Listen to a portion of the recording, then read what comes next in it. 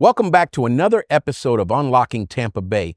I'm Santiago C. Carrata, President and CEO of Visit Tampa Bay. Join us as we honor Juneteenth in Tampa Bay and highlight some outstanding community members helping us celebrate and pay homage to this important day in history.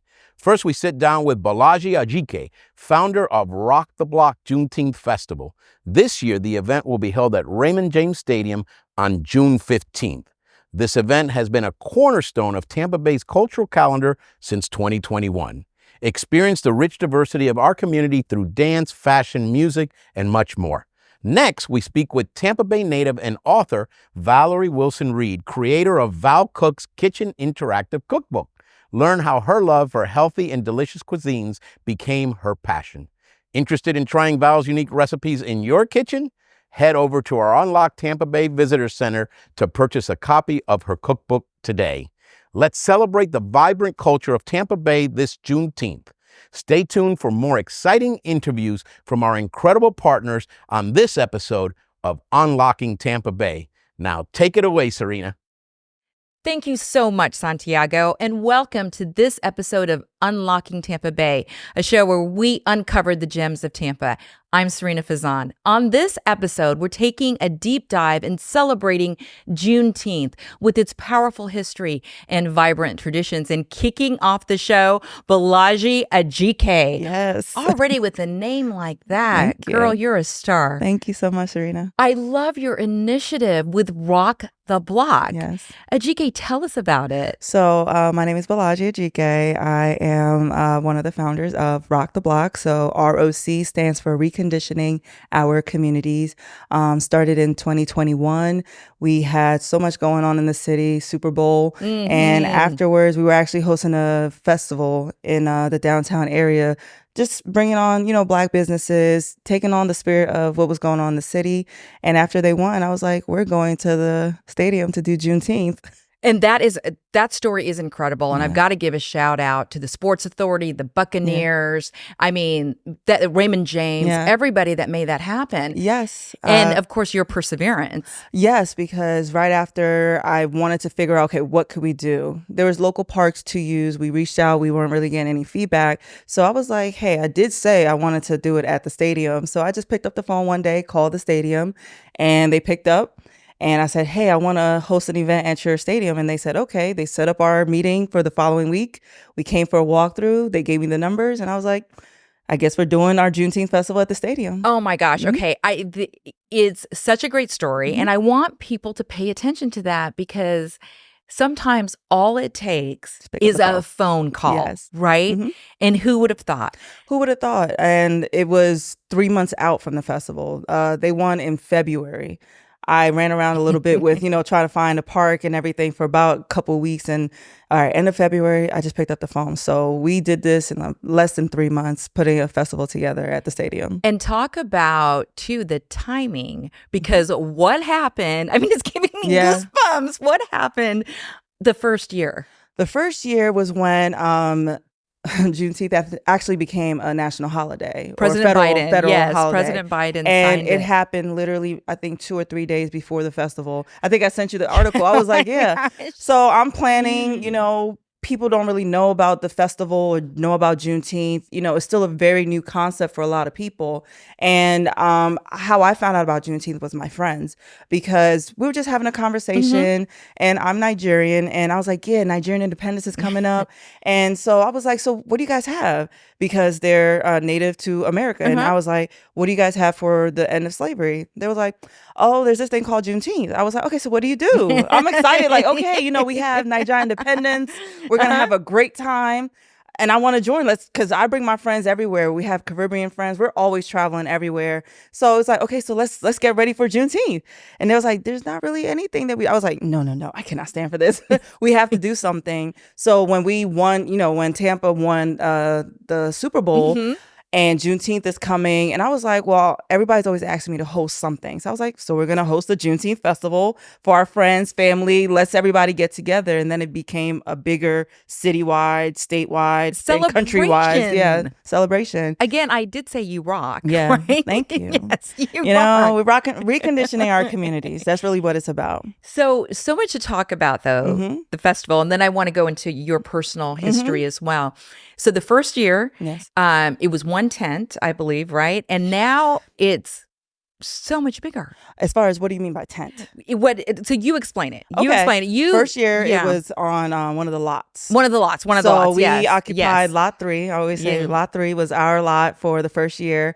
And, we had less than 1,000 people, right? And like I said, it became a national holiday. So now people are driving down the street and they're seeing like just balloons and stuff. And it's like, what's going on? So people just pulled over, some vendors, people who just had stuff in their cars. Hey, I want to vend. I was like, well, it's like $100. And then they just they just pitched a tent and started selling their products.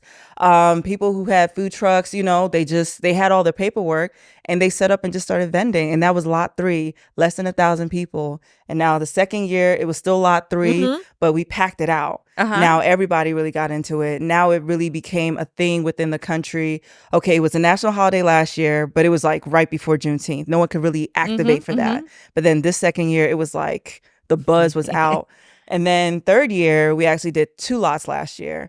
And it was so big. It was a lot of space. It was probably too much space because it was like, oh my God, what are we doing?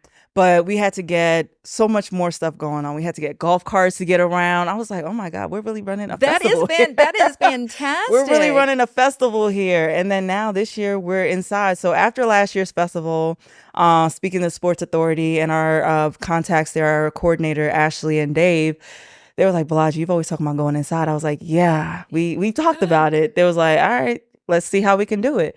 And so January, me and Ashley reconnected. She was like, well, you say you're going inside. I was like, yeah, we're going inside. So we're inside this year. And there's more. That's incredible. We're more than just inside. So we're actually going to be shutting down Tampa Bay Boulevard as well. And there's this spot, which is the Suzuki Marine entrance, where you have Bucks Beach. And so we're actually going to be occupying Bucks Beach as well. So it's a really block party. So we're rocking the block. You are rocking the block. And you're breaking that news on Unlocking Tampa Bay, aren't you? I haven't broke it out yet. I only broke it out on the live with you. We're so excited. So it's a free festival this year. We really took into account a lot of things that have been going on across the country, across the world. Post-pandemic, there's been a lot of job loss. There's been just a lot of things going on within the community. And so this year we took into account all the surveys that we have received, vendors' feedback, families' feedback, parents who have multiple kids, like, hey, it may cost me $30 to get in the door, but then I still have to pay for food. I still also have to pay for activities. Our kids zone is free. Right. So we're telling parents like, no, Kids Zone is free, but food and everything. So we made the festival completely free. And thanks also to our great partnership with the Bucks and Raymond James and Sports Authority, we're also having free parking. So you literally can pull up and enjoy a free community festival at Juneteenth Festival at Raymond James, inside and outside, for free, completed 3 all around. Honestly, my heart always skips so many beats because, and coming to tears almost on how wonderful our community is. And there are so many people to thank, aren't there? So many. And we want to give an incredible shout out to Commissioner Gwen Myers, who actually gave us a proclamation last year. Wow. Yes, I forgot to mention that. We got a proclamation last year from her, and she has been at our festival since year 1. And she actually, we did the proclamation, and she's always invited to come to our festival. And I believe this year Councilwoman Gwen Henderson will be there. So I was like, oh, the Gwens are here. The Gwens are here. So we're excited about that. Of course, Visit Tampa Bay. Ms. Sherry Brown has been pivotal with helping us here. And you'll also see Mayor Jane Castor as well. She's such a rock star too, isn't she? It's been a great thing to see everyone embrace what we're doing, and to also push the message that it's a festival that understands what a pivotal moment in history that was. all right, and the people that made it happen, and what is still happening afterwards, and how we can move forward. So we thank everyone who's been part of this journey. And when about the festival and the celebration, Rocking the Block, what time does it start, and how late does it go, and where can people really find out all the details? Okay, so now it's time for the spiel. You're going to go to rocktheblockinc.com. That's ROCtheblockinc.com. And the festival is Saturday, June 15th. Doors open at 2 p.m. And the festival actually starts at 2:30, but we're going to kick it off by 3. So we get you in the door so you can kind of scope it out a little bit. There's a lot to look forward to. We actually have a free 5K as well. Shout out to Rolling Proud. They're a running club in Tampa. They reached out. They've been doing their running club and they wanted to put it together with the festival. So you get to run a little bit of Tampa Bay and run that Bucks Beach a little bit right before the festival. So from 1 to 2, you have the 5K.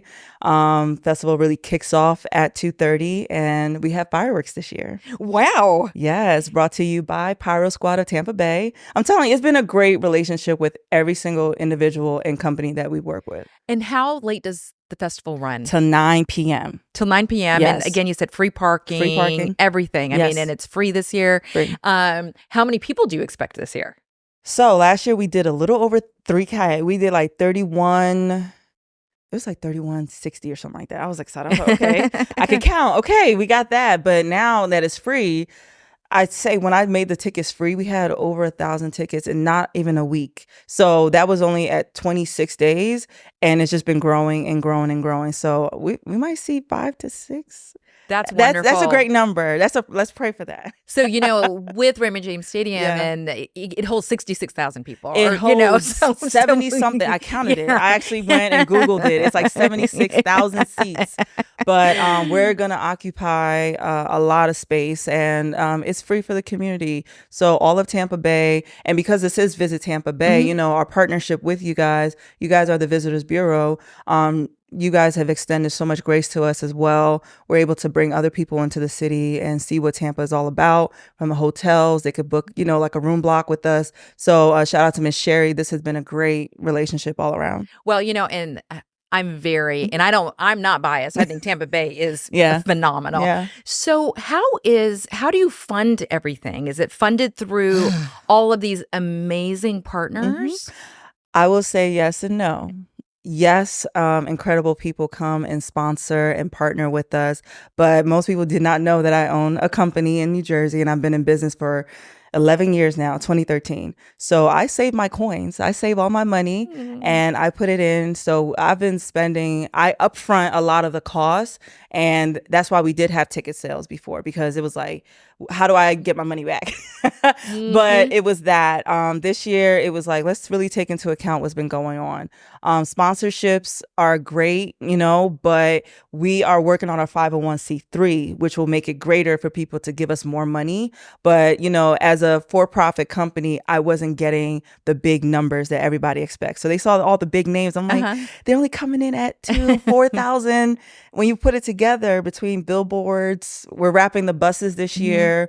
There's so much stuff that we do for advertising and marketing, because my degree was actually communication studies in undergrad. So I know it takes a lot to get the word out. So we've been pushing, and it's been gracious. It's been a great experience. So God is the sponsor. That's all I got. But you were God is the ultimate sponsor. But you were such a treasure. Look, like using your own money for this, and you're a treasure that came to Tampa in 2015. 2015. But actually came to the country 1995 when you were only 7. Yes. Yeah. So I was born in Nigeria. We got here when I was 7 years old, and coming to a country where there was some division. I was like, what? I'm used to everybody being melanated, all business owners, everything. And then I saw a disparity and I was like, this is weird. But I was like, I like to be what I consider a bridge between people. A lot of people don't understand different perspectives. And I mean, even across the diaspora, we all were hurt. We all were victimized, by people.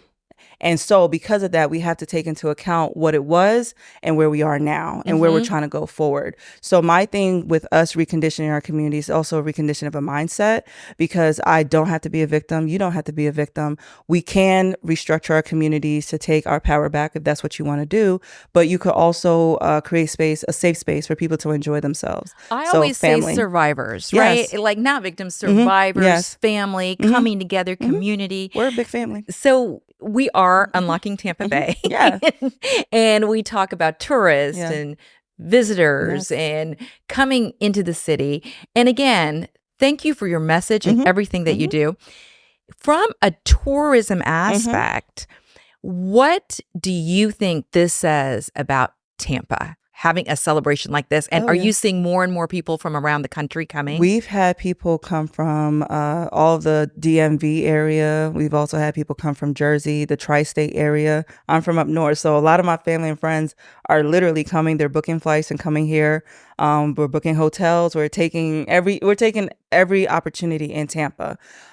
We've had people come from California. This year we had people come from Ohio. We've had people come from Ghana. We've had people come from Dubai. So it's been open. This is just the first year that we're connecting with Visit Tampa Bay to let them know, hey, look at all the demographics that are coming to this city through our festival, right? But then even more with partnership, with more visibility, with more, just more access. So building a festival that really truly connects people is a great thing, because I try to consider all aspects, from what the kids can enjoy to parents. We want them to have fun too. So we have a play zone for the adults as well. Well, I have to say, going back to your powerful message that you were sharing, Visit Tampa Bay, I'm very proud to say we are all about being inclusive and diversity and encouraging everybody. So what type of message do you think your festival sends to the world? Globally. Yes. So we're not just rocking the block, we're rocking the world. We're rocking the world as far as we're reconditioning hearts, we're reconditioning minds, we're reconditioning every aspect of negativity that there may be. If you see an issue in your community, we always say, be the change that you want to see. So I truly believe in that. So when I didn't like certain things, I've tried to host different events, and if I wasn't welcome in those spaces, guess what? I went where I was welcome, and I was welcome at the stadium, So the message is to truly move with intention, move with your heart. Your posture is truly important, and you can do anything that you want to do. My parents never told me I couldn't do anything, so you can do anything you want to do. I love that. Be the change. Yes. Right. And it's Juneteenth. So it's all about the historical event of Juneteenth, why it happened. Tampa, or Florida itself, just celebrated its own emancipation just a couple of days ago. Oh my gosh. Yeah. Most people did not know that. Yeah. Well, no, it has even stumped me. Yeah. So Emancipation Proclamation was 1863. But Florida received its own emancipation 1865 of February. And then Juneteenth happened in Texas, 1865 on June 19th. So even Florida was still behind the curve as well. And it's taking time to recognize where there are disparities. And it's time for us to have a real conversation, a true conversation about the history and the culture. But then here with the festival, we are enriching conversations. We're allowing everybody to come and to see the true rich tapestry of Tampa Bay, but then also the African-American experience in this country, especially. Wow. And so, Bolaji, you've already made so many of your dreams come true. But what do you see moving forward? Do you have do you have a vision? Absolutely. I have visions all day, every day. I was just talking to our coordinator, Ashley, last year. I was like, we're taking over the world. And so next year is year 5. And this year we shut down Tampa Bay Boulevard. I would love for us to be able to really, truly shut down the whole city, the whole Tampa Bay, and the whole country to really, truly take on Juneteenth. Put it out in the universe. Oh, yeah. To truly, celebrate and there's different Juneteenth festivals that go on across the country. That's the thing.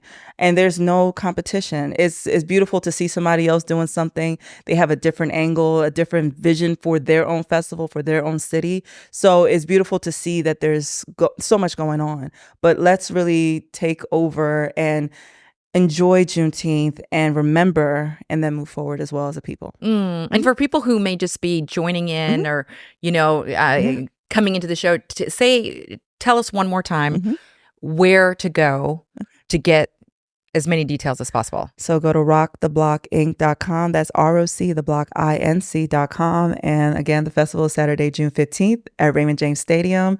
And it's free for you and your whole family, plus free parking. You can enjoy a great day of a kid zone, adult play zone. We have a fashion show we're actually incorporating. There's a free 5K. There's so much more. And we have fireworks brought to you by Pyro Squad of Tampa Bay. Bolaji, I think we would all agree you are a true treasure of Tampa Bay. Thank you so much for coming on Unlocking Tampa Bay. Thank you. Thank you so much. And now continuing our conversation on Juneteenth, wouldn't you agree? With any celebration, there has to be great food. So it is now my pleasure to welcome Valerie Wilson Reed on Unlocking Tampa Bay. You are a culinary genius with Valcooks Kitchen. Well, thank you so much for having me. It's so exciting to be here with you. Well, tell us all about you. I mean, we have your cookbook here. Yes. And I love it that every recipe has a QR code. You were so ahead of the time. Yes. It started when I was doing the cookbook back during COVID. And remember, when COVID, everywhere you went, they had a QR code. And I said, well, you can use this for something else. So I said, well, let me go ahead and use it in my cookbook. And it would link right directly to my YouTube channel. And it was fantastic. So you go to my recipe book, you look at the recipe, you do the QR code if you have a question about how I'm preparing something. It's fantastic. These are the recipes in the cookbook. And yes, it's great. Yeah, and then here's a QR code. We can probably take closer shots of that. Right. But that is wonderful. Right. And it takes you to my YouTube channel. And all the recipes are no more than 1 or 2 minutes. And you edited all those videos as well. I shot all of the videos, I edit them, and uploaded all of them. And of course, and did the photography too. And created all the recipes behind. And created the recipes. So this book came out in 2021, right? Yes, in 2021. Yes. But your cooking heritage goes back to the tender age of 10. Yes. Julia Childs. Yes. My hero, Julia Childs. Yes. Tell us that story. Yeah. Well, while most kids were out playing in the yard, on Saturdays, I was busy watching Julia Childs. And I would jot down all of her different recipes. And finally, I got the courage to ask my mother if I could go ahead and make one. And I still remember the recipe to this day. It was fish in parchment paper with stuffing and inside it and the whole bit. And then an orange cake with fresh orange zest and all of that kind of thing. And I was so excited because it came out so good. And she was excited because it came out so good. So now I could cook instead of her having to do all the cooking all the time. But I loved Julia Childs. She was my hero growing up. Isn't that something? And so you take this culinary passion. Yes. And you always had it, but then you go to college and it's not your degree though. No. So you have a very interesting history. Yeah, it was in interdisciplinary communications and also interpersonal communications, and with an interdisciplinary in marketing. And I started in the beer business after college. Beer business, but I want to say with the marketing, it all pays off. It came to fruition with the video and the cookbook. Right, exactly. And my parents always said, oh my God, what are you going to do with that? Because I was originally supposed to be in dentistry and they had a dental school there, but that was only to go off to college or to get away from home. And so, and I changed my major like within the first semester, and they were like, you're not going to be able to get a job what are you going to do? I said, don't worry about it. I promise you I'll do well. And my first job right out was working for Pabst Brewing Company in Milwaukee And then I ended up going out to New York as a district manager. And the strange thing, I never even drank beer. Mm-hmm. Even in college, I wasn't a big drinker. And I would mix it with orange juice. That's how they called it a Gator beer since I was from Florida. So all my friends know about the Gator beers, right? And so I would use it to cook. And they give you like a case, 2 cases every week. And, I was very popular among my friends. Sure, I'm sure. I just needed a couple of bottles for myself for my cooking. So, well, throughout your cookbook, and it's so interesting when you said to me, you do love incorporating alcohol. Oh, yes. In all of your dishes. Well, first of all, not all of them. Well, just about. All of my dishes will have some type of alcohol to it. Like my red sauces, I love using Maker's Mark, the brandy. And then for white sauces, I'll use like white wine. For other things, I use vermouth. And what people don't realize is alcohol cooks off. And it leaves a wonderful flavor. So like beer does a wonderful flavor with rice, and which is what my dad used to use in his paella, which is my signature dish, which is his original dish, the way he prepared it. And he cooked it in beer. So, okay, it's so interesting though, because you're doing all this cooking through your really, really successful corporate career. Yeah. You said you work for a beer company, then you work for Hershey. Hershey chocolate. Right, Hershey chocolate. And now you're... And then I went to G. Heilemann Brewing Company and National Accounts back in New York. And you're still, but you're cooking, and you're, cooking for pleasure, cooking for celebration. For all my friends, family. I love to cook. And then a Valentine's Day comes along, and you're presenting a party, and you have great little gift boxes, right? And then, but tell everybody the story about the apron. Yes. So my daughter and I, my daughter was doing a project. She had to go to the fabric store. And like you said, I had these little goodie boxes, and it had a black and white and red pattern to them. And it was for the Valentine's party. And so she said, Mom, here's some fabric. Looks just like your goodie boxes. And I was like, maybe we can make something out of this. Special to go along with it, to make, I love doing fancy stuff with parties, and I like to go all out, obviously, if I'm giving away gift boxes to everybody that comes. And so I had a friend of mine to make a very fancy apron. I call it a foo-foo apron, with lace on the bottom and satin red bow and all of those kind of things. And it had red bows on the box and all of that. So it's not necessarily like the kind of apron you cook in. You just show off in it. You show off in it. You show off. You entertain in it, right? And so I opened the door in this beautiful little apron and fancy apron. And so all of a sudden my friends wanted one. It was about 20 couples. And so all the ladies were like, I want one of those. And so I asked the friend to make more.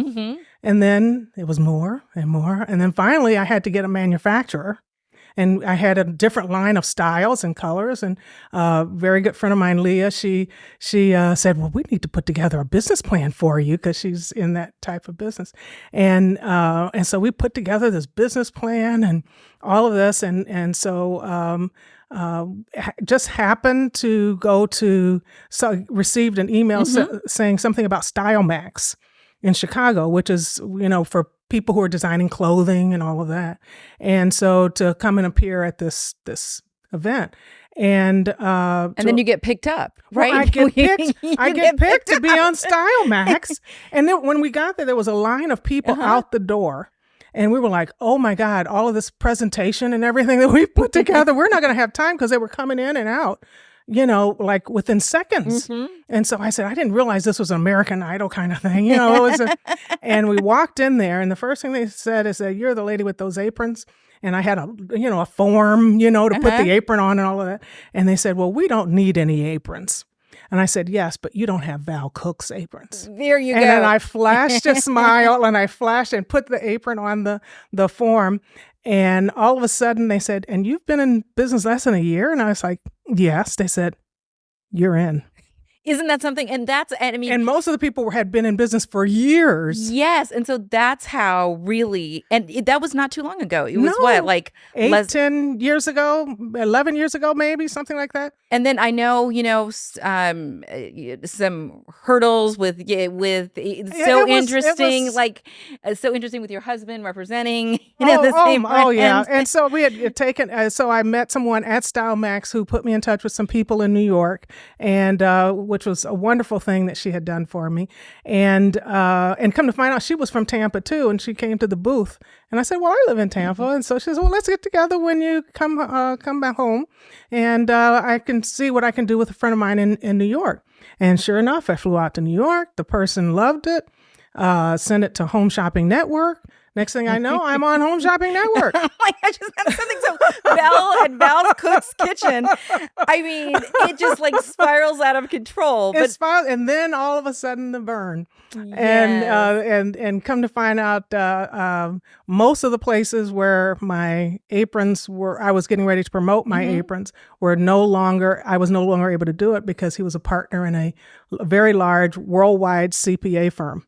And this is Val's husband. Yes, this is your my husband. This yes. is your husband. Yes, but that ultimately didn't stop you because. Well, yes, because the cookbook, right? Because after I realized I can no longer go out there and do what I wanted to do with that, I said, well, I have to do something, and because it was like losing a baby. Actually, it was very difficult for me, and so I said, well, one thing I can do a cookbook and sell them myself. Right. And so there's no issue or anything. No due diligence there. And so I came out with the first one called That's Plum Bodacious. And let's share the story about That's Plum Bodacious, because that is so sweet. That is a phrase that your father used and you still use as a family. Yes, as whenever our family gets together and we sit down at the table, one of us will always say, and it's always a contest who says it first, and one of us will say, we'll say, speak of it. And usually my brother does it, and he'll say, speak of it. And I'll say, that's plum bodacious. Just kind of as an homage to him, because he loved to cook and he loved to entertain as well. And that's what you do in the videos. Yes. In all the videos. Yes. At the end of every video, I said, that's plum bodacious. And that's an homage to my dad. Yeah. I wanted to bring up the entire history of how all of this came to be, because it did bring you to these cookbooks, highlighting the videos as well. Right. And coming back to Tampa, because you grew up here. Yes. Left here to pursue your career. Yes. And now have moved back. Yes. And bringing everything all together, because this is Visit Tampa Bay, and we're talking about tourism and people coming in and and celebrating Juneteenth. Right. And we're fourth generation Tampians, both my husband and I both. So what are your thoughts on how significant it is now? Well, especially with Juneteenth, and it's even more special right now because of something that happened a couple of weeks ago. And a young man sent me a message through Facebook, and he asked me if these two names, which were very old names, Gooseby and Granderson. And he said, do these names mean anything to you? And if so, please, get in contact with me. Come to find out, he is a distant cousin of mine. Isn't that He had something? been looking for our side of the family for years. And now that we have been in touch just 2 weeks, maybe, not even that, we have been able to trace our lineage all the way back to 1795. That's so significant. Yes, it's very significant. And especially with Juneteenth rolling around, because a lot of African Americans don't have the opportunity to be able to trace their roots and go back, especially that far before the emancipation. And so to have this and know this now has just been a tremendous gift for our family, for us to be able to celebrate Juneteenth. Well, now, our previous guest, Bolaji, was talking about bringing Rock the Block, her celebration, into Raymond James Stadium. And, they're blocking off streets. As someone that's fourth generation, Uh-huh. what do you think that says about Tampa and the growth? I mean, I feel like we're very proud to be inclusive here, Right. especially at Visit Tampa Bay. Right, right. Yeah, well, Tampa has been an inclusive area because you have Spanish, you have Indian, you have African American, Creole, everything, Italian. You have so many different groups of people that originally were in those early days of Tampa. And what people don't realize, I mean, everyone was all together in Tampa. Everybody lived around each other in Tampa. We all went to school with each other in Tampa. And as Tampa has grown with a lot more people coming in, there's still a small slice of people who originally are from Tampa that know the history of Tampa. And I just feel very fortunate to be part of the family that remembers all of those or have that history going so far back. Isn't it such a source of pride? It is. With us having, this Juneteenth celebration. Right. I think, it's a global impact, wouldn't you say? Oh, definitely. It's a global impact. And one of the things that made me realize how important it was, my husband and I just went to Iceland, and our tour guide was able to show us in his lineage where his family were some of the original Vikings. That's incredible. And they were the original Vikings that landed in Iceland. And I remember thinking how wonderful for him, and then feeling a little sad for me and African Americans in general, because we pretty much do not know a lot of our history. And Juneteenth kind of helps to remind us it's important. It's important, to do those DNA study, to do Ancestry.com and all of those other things, because history is important. And talk about how serendipitous now that you know so much of your history as this episode airs. Right. That's pretty incredible. It's pretty incredible. And this Juneteenth is going to make it even more special. Well, yes, absolutely. And circling back to food. Yes. So, of course, we all talk about food. Yes. What I feel personally, and I think that you feel the exact same way, no matter what it is in life, it does circle back to food. It does every time. And the memories. Right. If you're celebrating or if you're sad, no matter what it is, it's always surrounded food. So with your cookbook, yes. Do you have any favorites in your cookbook? Yes, I do have some favorites, and most of them have been part of our family favorites. But number one is my favorite is paella. That's the one dish everyone expects when they come to my house for a party or a dinner or something like that. That's your signature dish? That's my signature dish. And it's plum bodacious. That and my original shrimp beignets. And it's shrimp that's dipped in actual beignet mix. Yes. And yummy. I lived in New Orleans. Okay. There you go. There you go. And it just happened that one day I was out of something to fry my flour to fry my shrimp. And I said, I've got the Café du Monde, a beignet mix. And I said, let me try that. And then I said, well, they put powdered sugar on top of that. Let me add a little of that on top. And I was like, oh my God, this is amazing. And now that is also something I always have to have at my parties. And so this book, yes, which features a lot of these recipes, yes. you've published now, you've had to do many cycles of the publications. Yes. So what does that say as well? I mean, this is not just a Tampa book. I mean, what does that also say about Tampa? That people are all over buying your books. Right. All over. But the thing that's very interesting about the recipes is that no matter where I go, anywhere in the world, I always try all these different recipes, restaurants, so that I can because I'm pretty good at tasting and figuring out what it is that's in them. And then I try to come back and put my own spin on it and try to even make it better. Now, do you highlight which restaurants you go to, or is that like a secret that you keep up, or like? Well, is that no. I mean, I'm pretty open with every time I go out to eat somewhere. If I really like it, especially if I'm traveling, so that I'll remember if I ever go back there again. Some places I probably won't get back to, but I put them in there. And then also in there's family recipes. My grandfather, he was a sought-after chef in South Tampa back in the 40s and 50s. And my uncle, with his crab shallot and his recipe is in there. My aunt's beef stroganoff, my grandmother's eggplant, and my mother-in-law's now not so secret peach cobbler recipe.